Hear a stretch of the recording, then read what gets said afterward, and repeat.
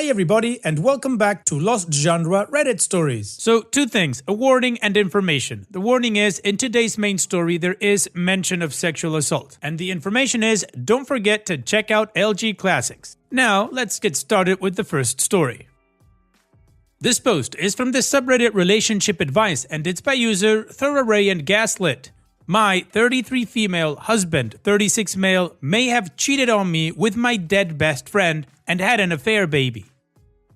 I don't even know where to start. The past 6 months have been an absolute cluster F and it only seems to be getting worse. My best friend since elementary school, who I'll call Alice, passed away in February from cancer. She had a 2-year-old daughter who went into the custody of her mom, who I'll call Alexis, after she passed away. Last month, Alexis showed up on our doorstep unannounced, telling my husband he needs to take responsibility for his child and either take custody or start finally paying child support. She says that Alice had told her when her daughter was born who the father was, but didn't want anything to do with him. To answer the inevitable, Alice was a traveling nurse and made a lot of money, which is the only reason I can think of for why she didn't go for child support. During this conversation, my husband had the worst panic attack he's ever had. So we had to end the conversation before I could get more details. My husband's story is, I don't even know. He said that Alice's daughter is probably his, but that it wasn't what I think. Almost 3 years ago, we threw a large housewarming party as we'd just moved into our dream home after I finally finished residency and was set to make real money for once. Alice was in town and set to be at the party, but I was called into work before she got there. I didn't get back till after 3 a.m. The party was winding down, my husband was passed out upstairs and Alice had already left the party, which at the time I did find strange as we hadn't seen each other in months. My husband claims he woke up in the middle of the night to Alice on top of him, but he passed out again before he could say anything. He claims he never told me because he was worried I wouldn't believe him, which I don't know if I do. He showed me some texts he sent his best friend the next day asking for his advice about him thinking someone sexually abused him. But if he cheated, he could have had that conversation as evidence, especially since he never said Alice specifically. Ever since the party, he has been very distant with Alice, and after she had her daughter, he would even find excuses not to be around the house when she would visit at all. I don't know if that's because he cheated or if Alice did actually abuse him and this was his trauma response. Honestly, Reddit, I don't know what to do. I've known Alice since we were children and she had never come across as that kind of person. But I've also known my husband for over a decade and he's not once ever given the inclination of a cheater. He's an attractive guy and I've seen the looks he gets at the gym and he's never even given more than a glance. What the hell should I do? How do I figure out what the truth is here when Alice isn't even around to defend herself? She never even implied she liked my husband, let alone what to sleep with him. I told my husband he needs to get a DNA test before anything is decided on the child's part, but in the meantime, he needs to move out while I think about what I'm going to do here. Well, OP, I definitely agree that a DNA test needs to happen. I don't agree with you telling him he needs to move out. From the information you give us, I'm more inclined to believe that your husband is telling the truth. And I do understand that there's one party missing, so we're not getting the whole story, but we can make deductions. To me, one of the biggest pieces is that text message that he sent his friend. If he was having an affair or cheating on you, why would he send a message like that? That would definitely blow up in his face if he was cheating because the affair partner would have other evidence. And the other huge piece for me is the fact that after that night, he didn't even want to be in the same room as her. From what I understand, people that cheat also like to humiliate their partner, and what bigger humiliation would be to be with the person he cheated on you with in the same house, sharing a space with you right there. He did the absolute opposite. So again, OP, even though we have only one side of this whole thing, I'm inclined to believe your husband. I don't think he should have left the house. And what do you guys think? Let me know in the comment section, and now let's check out the community comments. Brilliant Emphasis 862 says, wow, OP, that is a mess. Paternity test for sure. The old text the next day sealed it for me. I think your friend took advantage of your husband. Good luck. This is the story of the day for me. Keep Hope Alive for You says, I don't know you or your marriage, but I think I would be inclined to believe and support my husband with the few details you've given. Arcades says, there are a lot of comments suggesting a DNA test, but I think you and your husband should consider talking to a family lawyer first to determine what may happen if the DNA establishes paternity. In all likelihood, his name is not on the birth certificate if Alice was hiding this encounter. I also don't know how your jurisdiction handles parental obligations in situations of abuse. Your husband does not seem to be fighting the possibility, so a DNA test won't necessarily solve your marital issues, and it may expose him to responsibility, financial and otherwise, that he clearly has not wanted for the last 2 years. Nobody Important says, ask yourself if you honestly believe he would send those messages as a possible future defense. Is he the type of man who would proactively build a defense just in case? Based on what you said here, I'm inclined to side with your husband. Men are never taken seriously when sexually assaulted, and marriages ended for coming forward. The fact you kicked him out says you would have automatically believed your friend, and just doing that may doom the marriage. I could never forgive my wife for that if I was in his place. If he was assaulted and told you the next day, would you believe him and ever trust him again, or would you believe your friend? Her actions shows she did something wrong, and his actions show he actively avoided her at all costs from that day forward. And Manda51210 says, this happened to my husband before we were married. I think it happens more than people realize. Men are taken advantage of by women when they are drunk. Opie's edit. Alice had always been at least a little standoffish towards him, as she thought I could do better. The first time she visited after she gave birth, she asked where he was since he wasn't home, but she never asked again after that. Also, he rarely drinks, and generally only at parties, which at our ages are few and far between. He works a tough and stressful job, so I figured once he was buzzed, he laid down and fell asleep. Not that he had drank more than normal or anything like that. Now, with your comments, I've come to the realization that my husband is being truthful. My best friend sexually abused him. Several people pointed out that with Alice not liking my husband, if it was an affair, she would have told me when she was dying, if only to separate us. You're absolutely right. I was there in the room while she passed. I held her hands for days. We talked about so much. If it was just an affair, she would have told me. But if she abused my husband, she wouldn't have said a word. That's the type of thing horrible people take to the grave. I've also come to the realization that I made a terrible mistake asking my husband to leave for a few days while I gather my thoughts. Not to make excuses, but losing my best friend to cancer, a long cancer fight at that, was brutal. To say that I was devastated wouldn't do it justice. That it happened only 6 months ago, I'm still feeling it every day. So to have this thrown on me, it's like I'm losing her all over again. Either she betrayed me and effed my husband, or she betrayed me and abused my husband. Not only have I lost her, but now I've lost the good memories, an entire lifetime's worth. It was impossible for me to look at him and not also see her and be struck with the horror and realization of that loss all over again. I felt I needed to be able to break down, grieve, and think without the fresh wave of loss I got every time I saw him.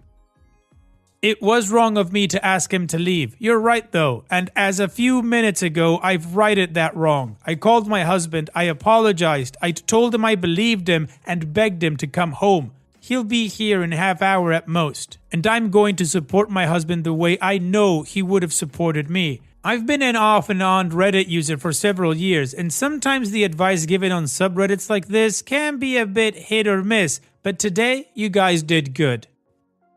You've helped me realize not only that I was wrong and being stupid at that, but that I was hurting the person that needed me the most. I was selfish. I have no idea what we're going to do as far as the potential daughter is concerned, but I can assure you we'll deal with it together. It's going to take a lot of time and probably a lot of therapy to grieve this new loss. I feel numb now, as though I'll never cry again. My best friend abused my husband, which means she was no friend of mine.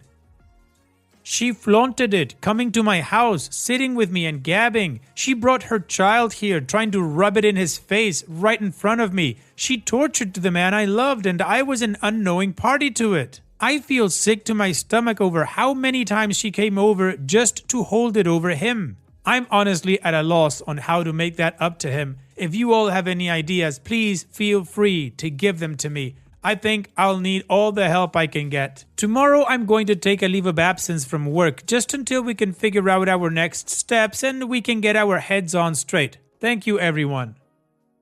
So now let's move on to the update to see how this story ends. It's been 7 months since my original post and I've received a lot of messages asking for an update. So I decided to finally sit down and write one out. I want to start by telling you all that I love and trust my husband. My reaction to ask him for space to think in retrospect was wrong. But at the time, I didn't know what to think. It was a combination of losing my best friend again and also the fear that I was losing my husband that sent me spiraling. Again, it was a mistake to ask him to leave and I did rectify that in the end. Now for the update. As mentioned in the original post, I did take a leave of absence from work and we spent a long time just being together. Talking, reaffirming our love for one another, and figuring out what to do next. We, of course, spoke with a lawyer, and my husband was very adamant about not having anything to do with the child, but was willing to offer financial support as needed. So, we agreed to do a DNA test immediately to prove paternity and then go from there. Didn't know you could buy tests on Amazon, but with only a few weeks processing, it was the easiest path forward since Alexis lives hours away. To everyone's surprise, Alice's daughter is not my husband's. We ended up testing twice, both very, very definitive. The first test we performed ourselves as mentioned, and another after Alexis refused to believe the first test and took my husband to court for child support. For a single second, this whole thing made me second guess if my husband was abused, that this could have been her way of forcing my husband to admit to an affair. But after talking with Alexis, I don't think that was the plan. Alexis says that Alice told her my husband was the father under strict confidence, demanding that she never ever tell me or my husband. We were only ever to be told if Alexis died before Alice's daughter was old enough to take care of herself, so that she wouldn't end up in foster care.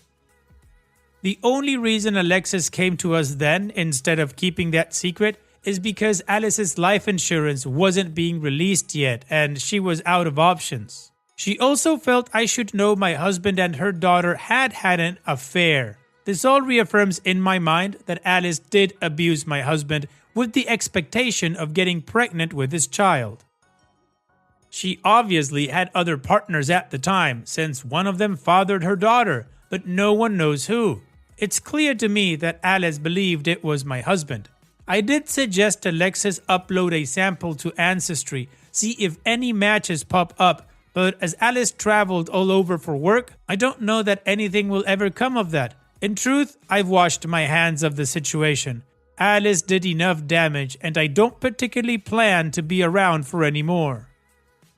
My husband and I have gone through a lot of counseling and will likely continue for a while. This whole situation damaged us both, my husband more obviously, and I don't think we'll fully heal for a very long time. Now, to answer a few questions. No, sadly there isn't a hidden diary or texts to explain what the F was going on. Also, my husband and I are not getting divorced. He understands why I reacted the way I did and has been strong when I was weak before. I've spent the past 7 months being strong while he was weak, so we're considering the whole thing even. We are still madly in love and plan to be together for a long time still. More on this.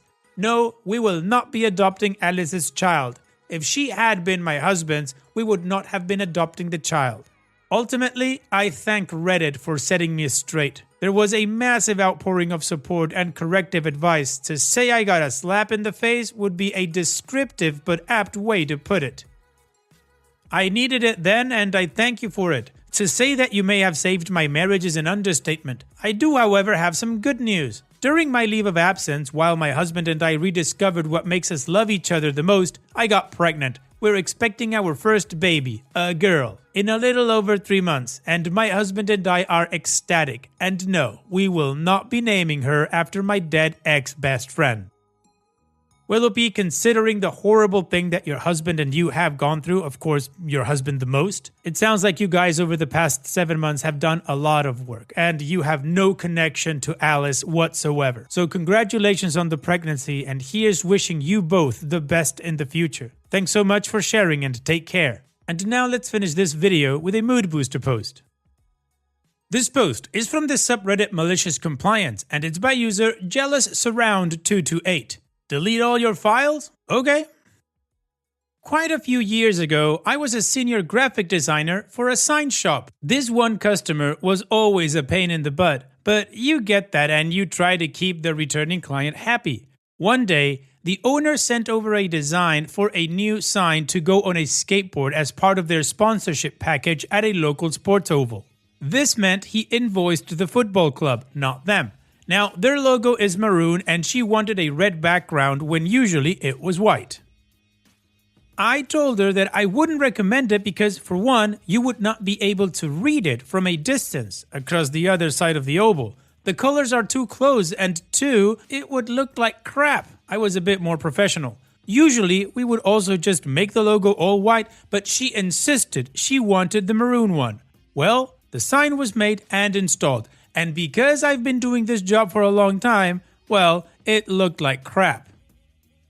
Oh well, we were paid, client happy, move on. A few months later, she asks for another sign to replace it, as apparently it is hard to see from a distance and her husband, also working in the business, isn't happy. Go figure.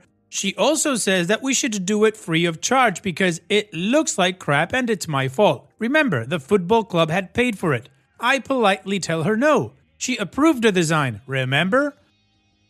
So her husband writes me a harsh email about how I should never have made it in that color, that it's not in line with his company's brand, and that I need to replace it. I got the feeling that his wife was blaming me, so I sent him the receipts, the whole email chain with my recommendations, her insistence, and approvals. I said no, I will not be replacing it free of charge.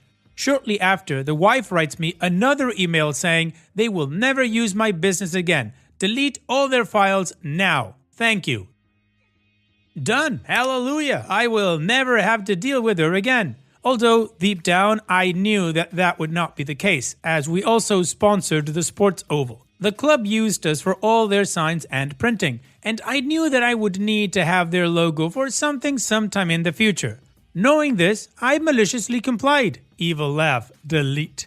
Now, we just can't use a JPEG or PNG file. We need special files that I had set up for their business, all on brand to print consistently at the right color.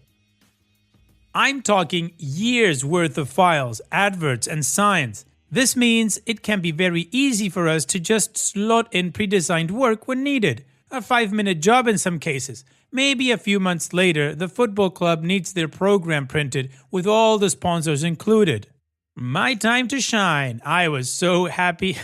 Mentioned to my contact that I need this business logo and advert. He said he will get them to send it through. Now, I'm not sure why, but they never sent it through for me on time. It was so strange. So I sent printing proofs without this particular logo or advert added. Mentioned I still didn't have it, and if they wanted this printed in time, I needed it as soon as possible. I was kind of hoping that I could print it without them in it, but the foodie club were diligent and wanted them in. I then get a short message from this business saying to just add in their usual advert. What? The one you told me to delete a few months back? Sorry, I don't have it. You need to send me a print-ready file in this size. About 2 weeks later, I got the ad to put in. They mentioned to keep it on file for future designs. I heard they had to pay someone to design up something for them. They also got someone else to make up a new sign to replace the crappy one. They would have had to pay for that too, as the club never ordered one through us. Haha, I still stick my finger up as I drive past their business.